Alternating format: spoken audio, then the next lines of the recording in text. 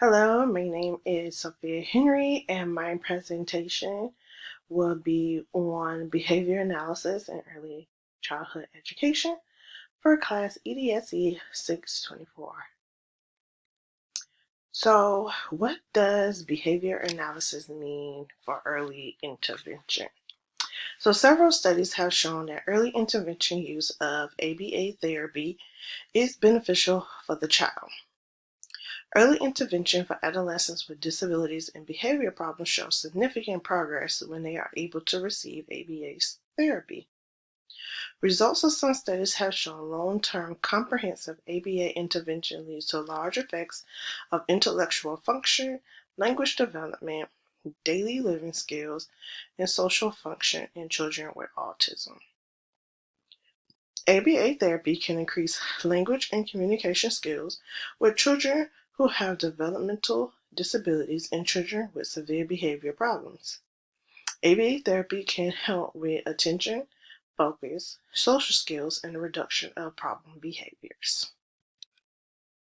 ABA therapy has been proven to be effective for children who have autism spectrum disorder, ASD, and ABA is widely used with these children. Early intervention is necessary because the children have a better chance of success when they are able to learn the skills at an early age. Learning these key skills can help close the developmental gap and allow them to catch up with children their age. It can also help prevent and stop disruptive behaviors by teaching appropriate communication skills. So now we're going to go into literature gaps and barriers. So in my research, I noticed many of barriers in ABA services in early childhood education. So I'm going to go over just a few. So one of the things I saw is that not all children are able to receive ABA services because there's not enough providers in their area, or they can't afford services because of resources like health care, insurance, and the proper health care.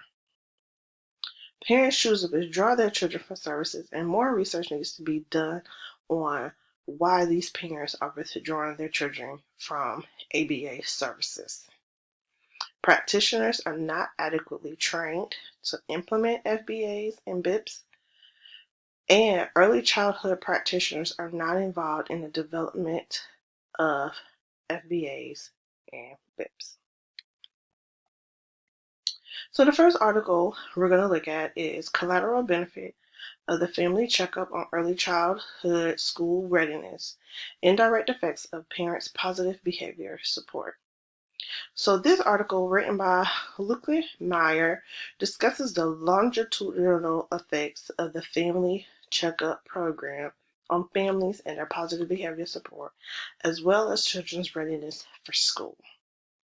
For children who are high-risk families, school readiness is a huge concern.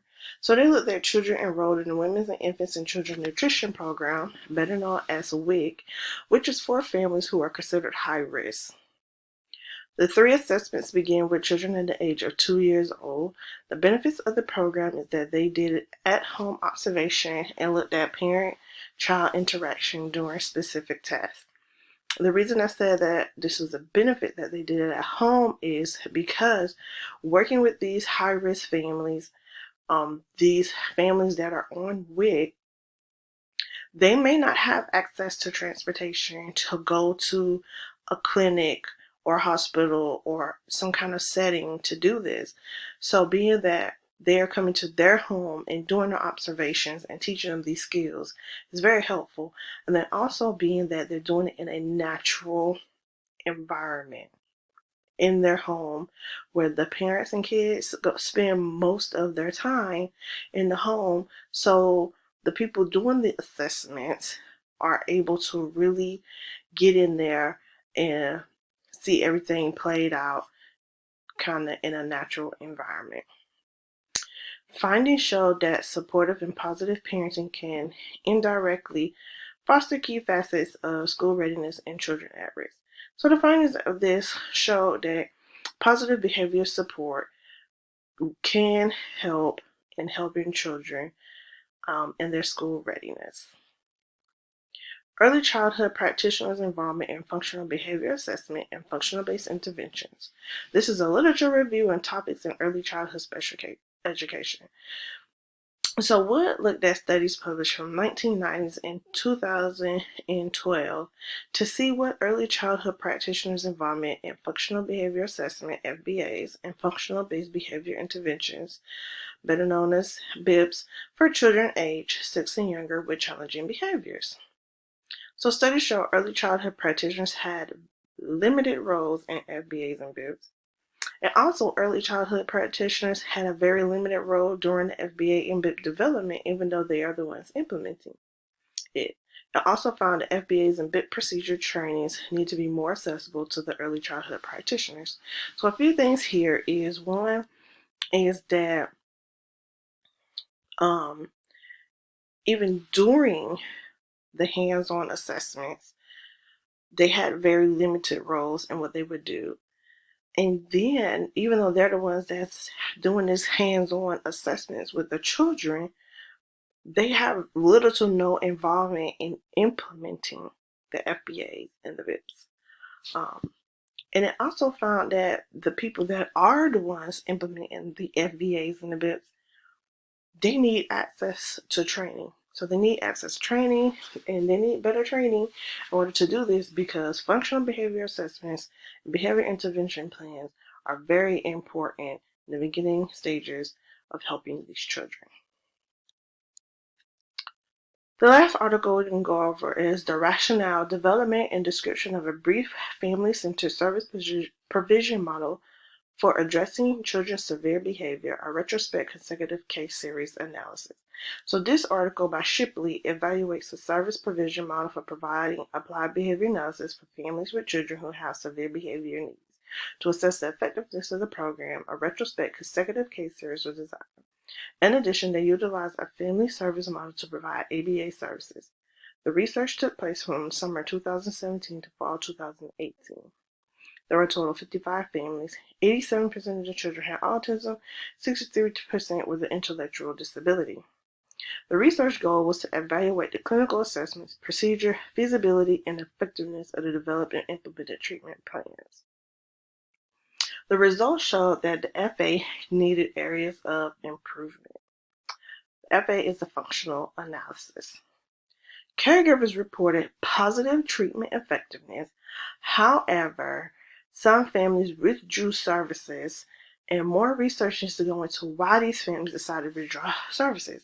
The families that withdrew services, their children were still displaying severe behavior issues, and they decided to withdraw their services, and we don't know why. And we need to find out why they withdrew from ABA services.